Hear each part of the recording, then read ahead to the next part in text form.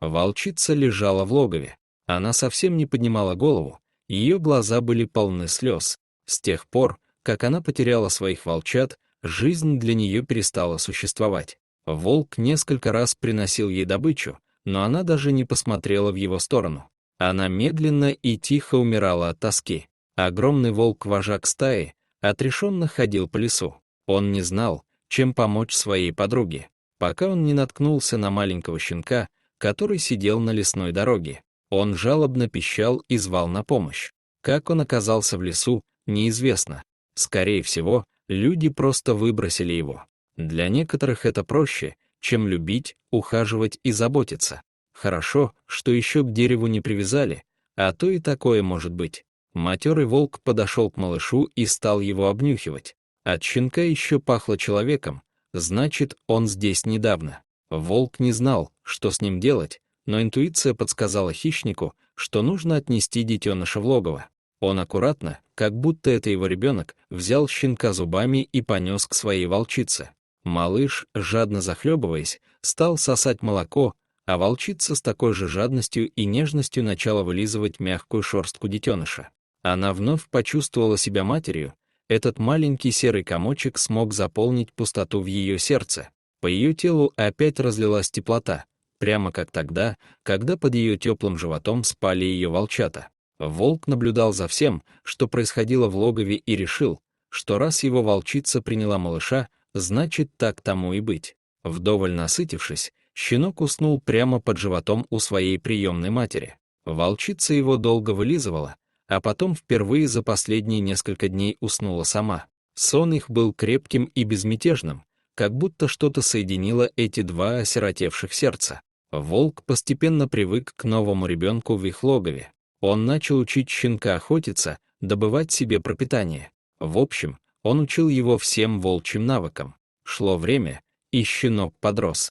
Он был внешне даже чем-то похож на волка и имел волчьи повадки. Но вожак прекрасно понимал, что из собаки никогда не получится волк, и стая его не примет. Тогда волк принял единственно правильное решение отнести щенка к людям.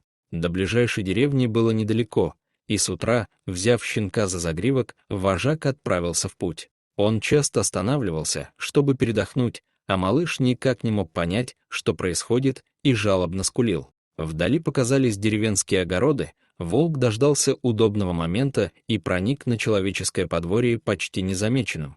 Он оставил своего приемного сына в каком-то ближайшем дворе и стал издалека наблюдать, что будет дальше. Щенок бегал по двору и громко скулил. Он звал своих приемных родителей, но их нигде не было. На эти звуки выбежал мальчишка и остановился, увидев у себя во дворе такое чудо. Он подхватил малыша на руки и прижал к себе. Тихими добрыми словами он начал успокаивать щенка и гладить его по голове. Мальчик побежал домой со своей находкой, а серый хищник вернулся в лес к своей волчице, спокойной за судьбу своего приемного сына. А у них с его верной подругой будут еще волчата, он в этом не сомневался. Мальчик забежал в дом с собакой на руках. «Папа, смотри, кого я нашел. Да это же настоящая породистая охотничья собака», — удивленно произнес отец. «Где ты его взял?» Отец парня был известным в тех краях охотником. «Наверное, кто-то подбросил нам его во двор. Давай оставим щеночка себе», — не унимался сын. «Это будет моя собака. И только моя. Можно, папа?» И сын посмотрел в глаза отца умоляющим взглядом. Щенок лизнул мальчика в нос и прижался к нему еще сильнее. С тех пор прошло несколько лет, щенок вырос и превратился в отличную охотничью собаку. Равных ему во всей округе не было, сказывалось все-таки волчье воспитание. Правда, об этом никто не знал. Он был беспощадным на охоте, и все остальные охотничьи собаки отдавали ему должное, потому что чувствовали его превосходство. Единственное, что смущало охотника, это то, что пес совершенно отказывался охотиться на волков. Семья охотника обожала этого пса. Он очень быстро стал у них не просто собакой, а настоящим членом семьи, поэтому ему прощали эти непонятные для людей особенности. За это время подрос и мальчик, они с псом были неразлучны, и отец стал часто брать сына с собой на охоту.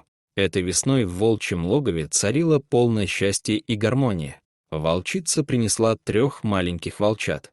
Слепые и мокрые, они тихо пищали. Волчица облизывала их и по-своему успокаивала. Волчата быстро росли, и молока им уже не хватало. В поисках добычи волк постоянно рыскал по окрестностям, надолго оставляя свою подругу одну с потомством. В этот день охотник с сыном и собакой пошли охотиться на зайцев. Они долго бродили по лесу и решили сделать привал, отдохнуть, перекусить и собираться в обратный путь. Дома их уже заждались. Мать, наверное, приготовила вкусный ужин. За разговорами они совершенно не заметили, что вышли к волчьему логову. Хотя собака вела себя очень странно. Она нервничала, постоянно прислушивалась и принюхивалась, становилась в стойку, потом опять начинала метаться по лесу. Что сегодня такое с псом происходит, никак не могу понять, забеспокоился отец.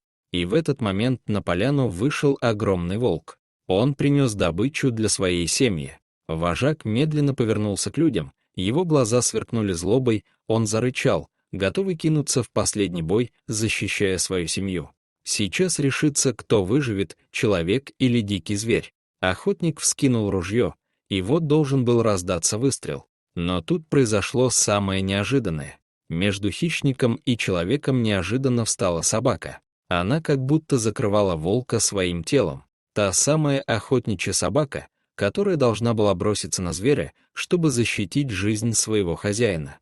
«Отец, не стреляй!» — закричал мальчишка. «Ты убьешь мою собаку!» И мужчина опустил ружье.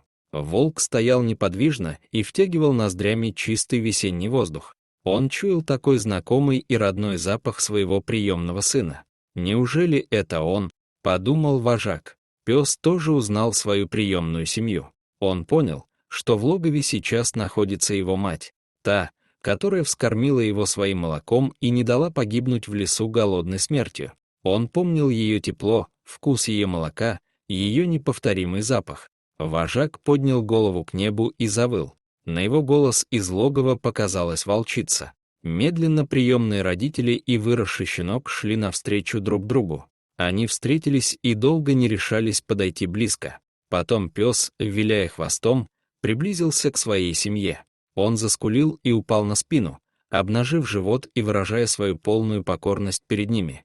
Пес уткнулся влажным носом в холодный бок своей приемной мамы. Волчица стала вылизывать его, как она это делала в его далеком детстве.